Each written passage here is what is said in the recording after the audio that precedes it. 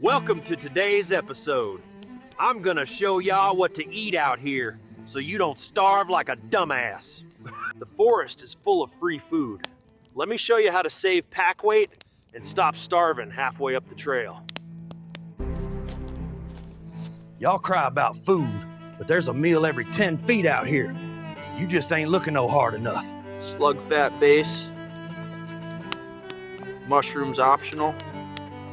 Pairs well with your shame.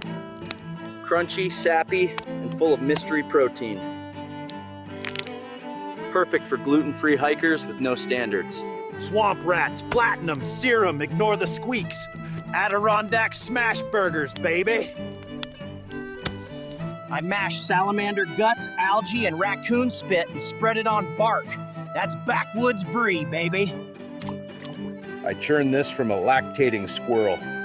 Salty, nutty, and might make you lactate too. Beaver bile and mushroom sludge, served hot. Eat this, and you will shit for sport.